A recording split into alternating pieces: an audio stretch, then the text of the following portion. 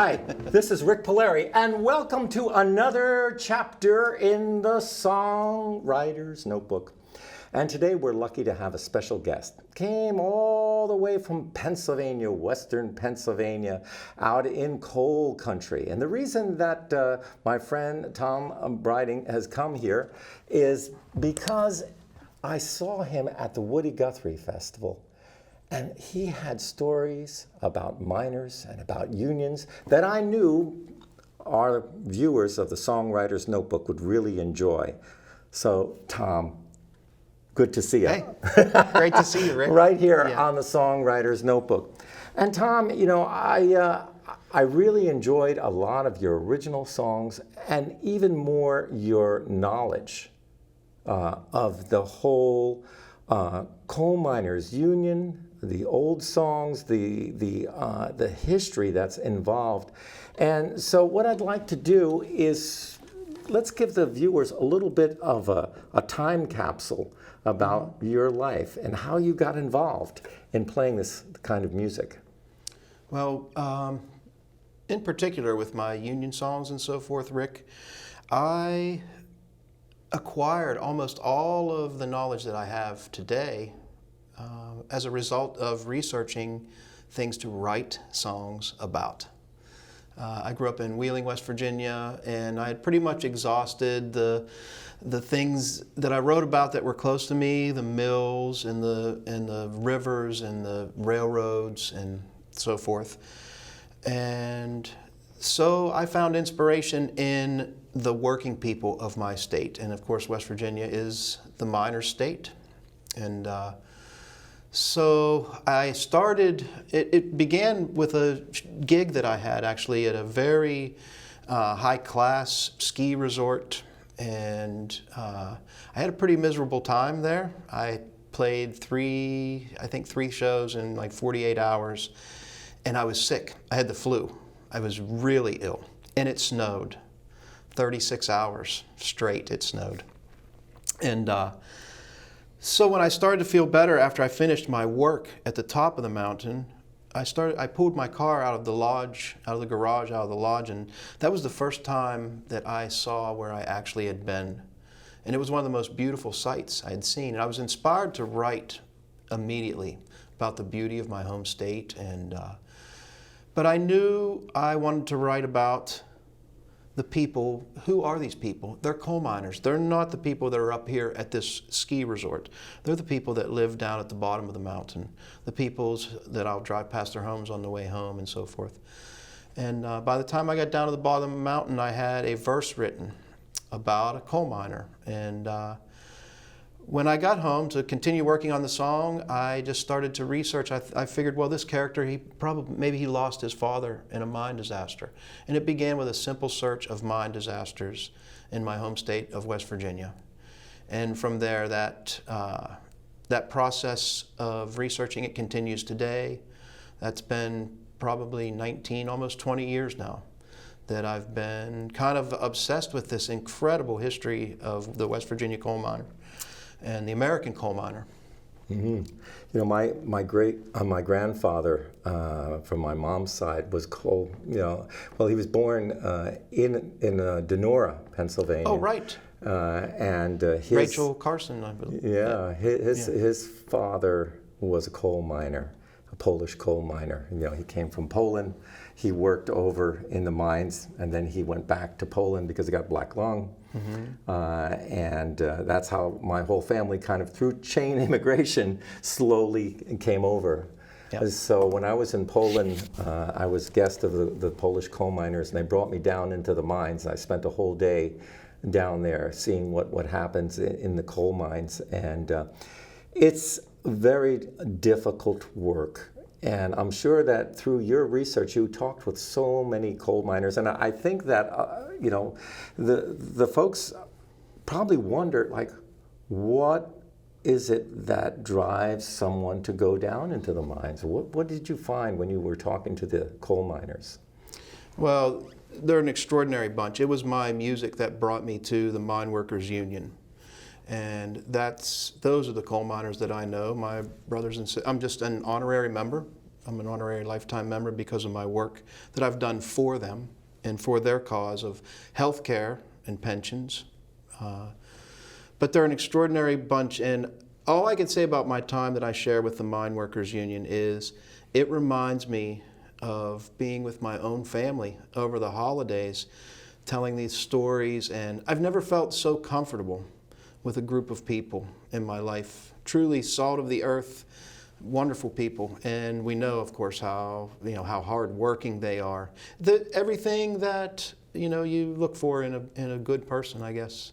Well, why don't you give us a song, and then we're going to talk a little bit, because we didn't really touch into your early musical background. But give us a song first.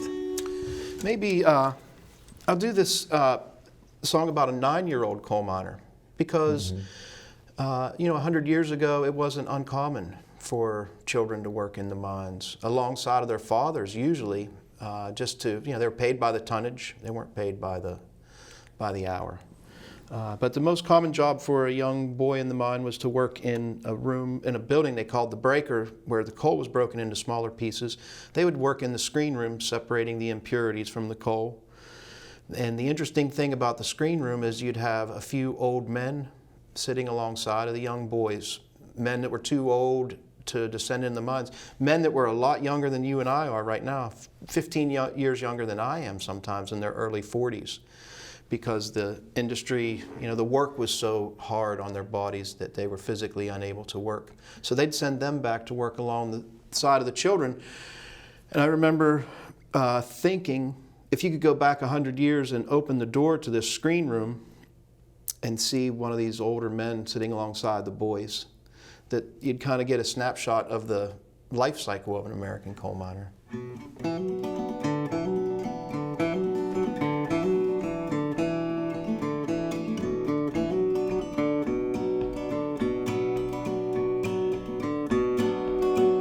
Well, I work in the breaker and I'm just 9. Told him I was 12. No one asked if I was lying. Picking rock till my nails worn down to the quick. I get 65 cents for a 10-hour shift.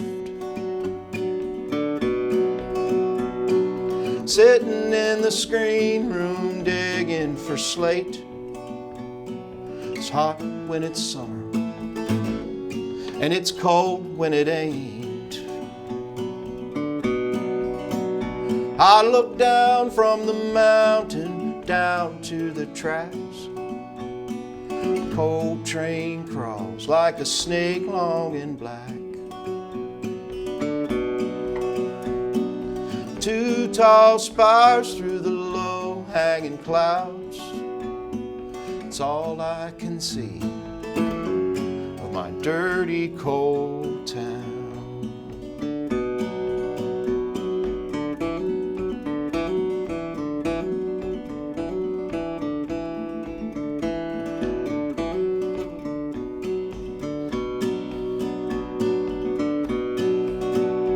In a few more years, I'll work the door. Then I'll walk that mine a mile or more. Pick, shovel, lamp, sledge, dynamite, drill. 5 blasts a day, empty cars to fill. 45 years, 45 gone.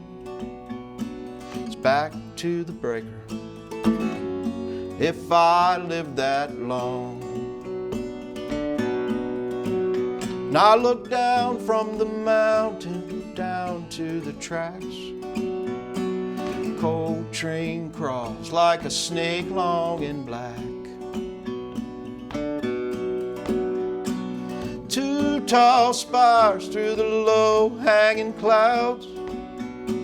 It's all I can see of my dirty coal town.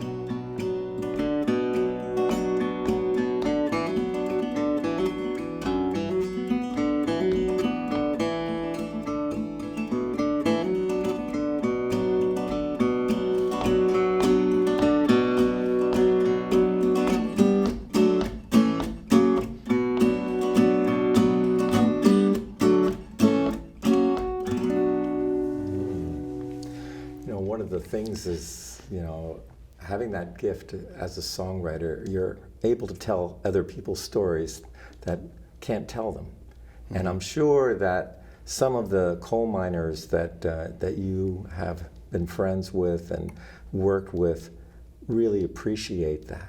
They do. Because they would love to tell that story if they could. And you're out there doing that job of being more or less their voice, so you're the voice of a lot of the working people. And today it's such a crazy kind of world. We just had a big strike that was going on with coal miners. Were you involved with that one?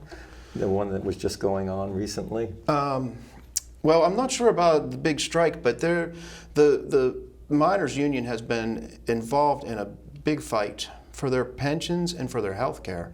And that's been ongoing now for since about 2012, I guess. Mm-hmm. Maybe 2011. Particularly, the fight specifically began with a company called Patriot Coal that was an offshoot from Peabody Coal. And Peabody, they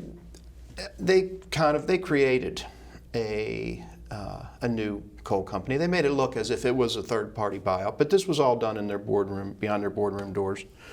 And the first red flag when this Patriot Coal company was created was they began it with 18,000 Peabody and Arch Coal, because Arch Coal had a part in this too, the big coal companies. But they began it with 18,000 retirees. So you have a new company with 18,000 workers who can no longer work.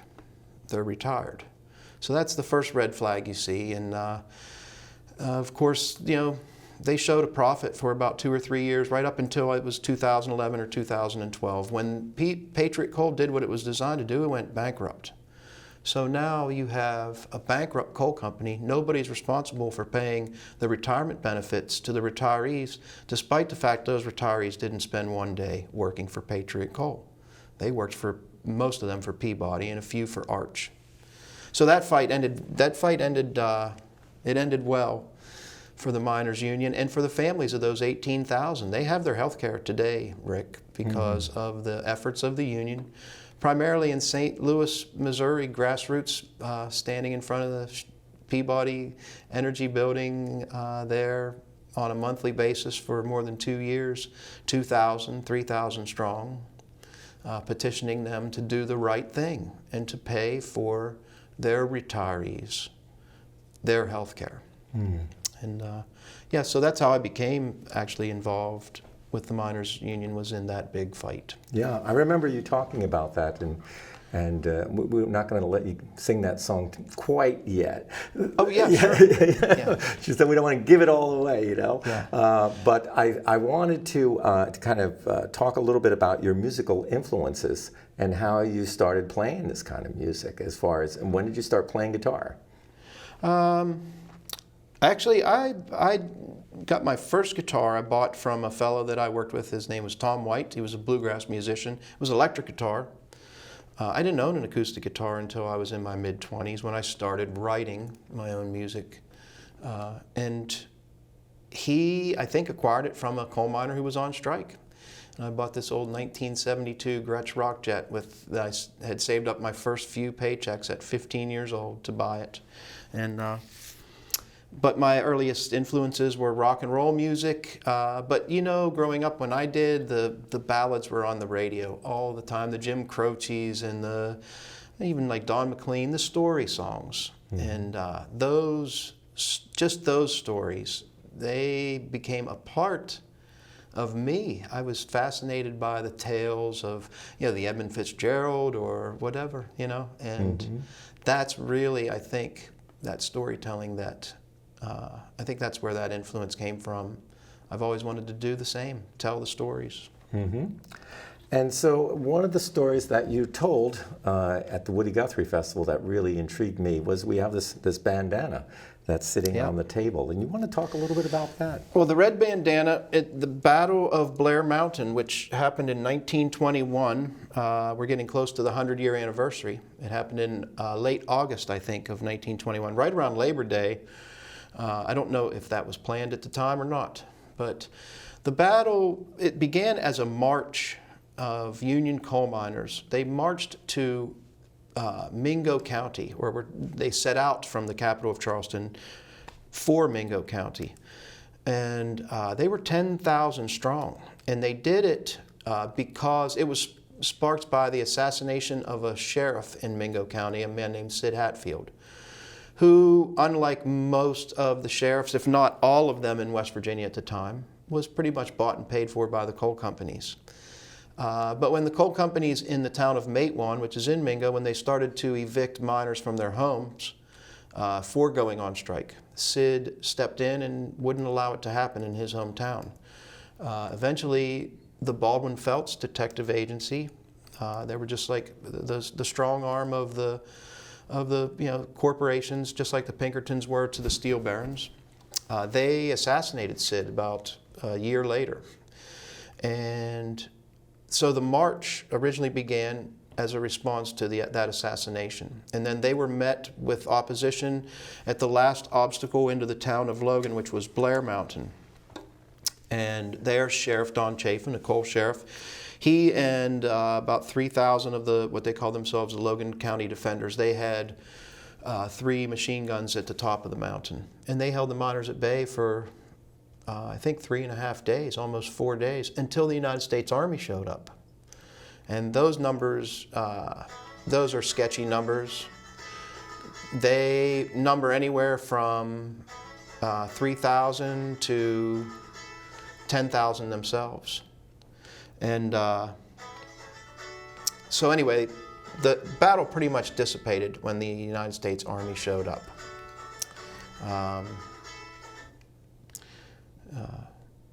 But to identify themselves, these Union coal miners, they carried these red bandanas with them and tied them around their necks to identify themselves as Union coal miners.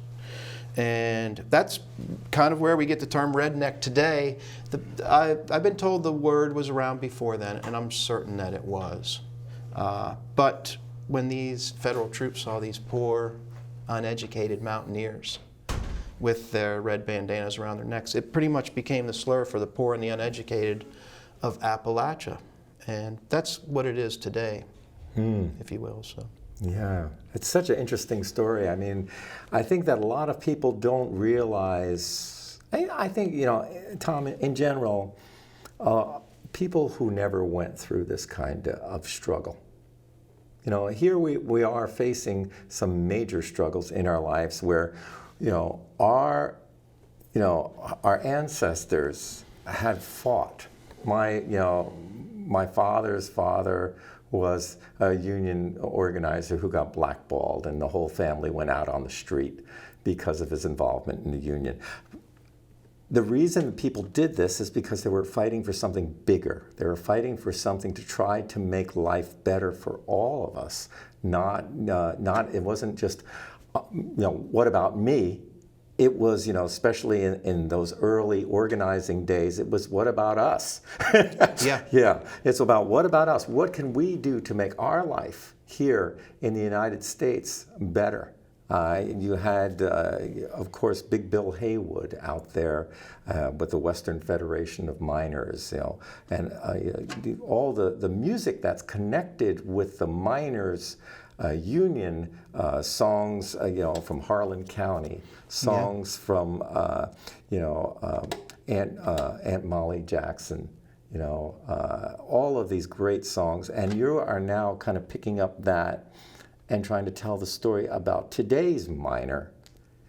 And it's a difficult story to tell because, it's on one hand, you're seeing that mining there's a lot of pollution that's involved. Yeah. And And some miners are actually being trained as beekeepers. Did you hear about that? I have not, no. Yes. So, They're diversifying in what they're trying to do as far as work, because it's a tough thing about when we're talking about this fossil fuel industry. Yeah. And how do you kind of cope with that in your life when you're talking with people?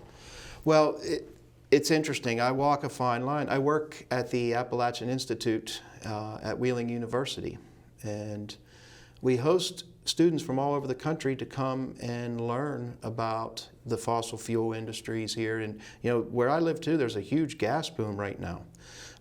But any type of fossil fuels, they leave a footprint, and it's not a good one. And so, I guess you just have to walk the line between the cause of justice, whether it lies with the workers who are getting the coal, or whether it lies with the companies themselves that are polluting our communities.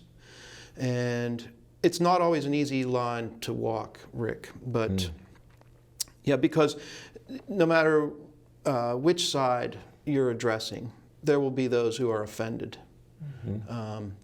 But walking in the middle is a good place to be, so that because I think you're always able to remain true to yourself, because the answer usually lies somewhere in the middle. I know, I remember Pete Seeger telling the story about Woody telling them, okay, Pete, no more labor songs. We're going to sing war songs. And I'll never forget hearing Pete tell that story. It meant so much to me, because they went where the fight was necessary. And the fight is necessary sometimes on one line or another. And just being able to see through what is right, regardless of which side that fight happens to be on, I think it's important. Well, I think we better get another couple of songs in there, Tom, because we're having too much fun here, and the time is rolling by. So what do you have for us? Let me see this here. Let me grab something here so I can play this song. Hold this. Is that okay? Yeah, awesome. And Tom Breiding is our special guest today on the Songwriter's Notebook, and traveled all the way from Western Pennsylvania to be here today on the Songwriter's Notebook and sing the songs about the miners and their complicated life. And on the side of what's left behind in our communities, and how the fossil fuels pollute, I've got a song that it was inspired by the pastoral letters of Catholic bishops in Appalachia. I think it was written in 1974, I believe. And the document is called "This Land is Home to Me." And the title resonated with me right away. And so I wanted to capture the sentiment of those. And of course, they encompassed both the struggles of the workers and of the communities who suffer at the hands of the companies also.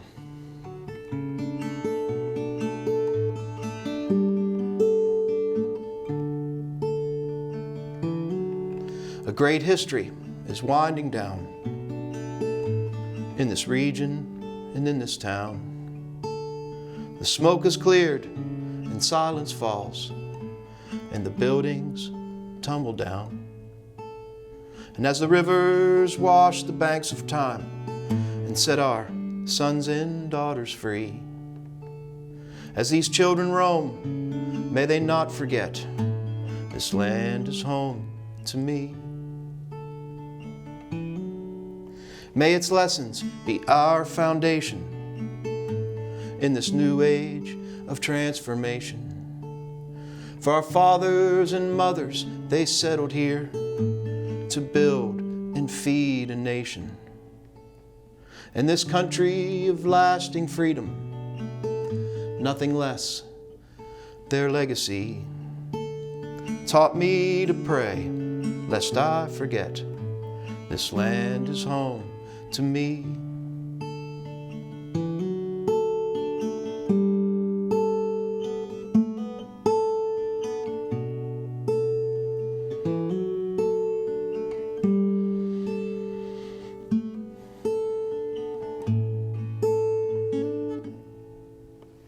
and to some our natural treasures, to fill their lives with earthly pleasures. For the riches and wealth of others, to my own I care not to measure. But may they leave our water clean from these mountain tops serene. And in their careless steps, may they not forget this land is home to me.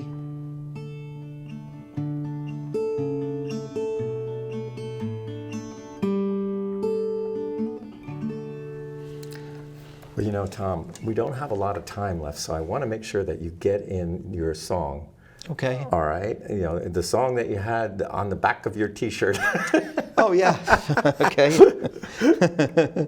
At Woody Fest, I think I had a shirt that said Peabody promised on the front. And then on the back, Peabody lied. Yeah. Yeah, we've got 3 minutes, so let's make sure that we get this 3 in. minutes? Okay. All right, here we go. So, yeah, obviously I sang this with the Mine Workers Union and wrote it for them to petition the Peabody Energy folks in downtown St. Louis.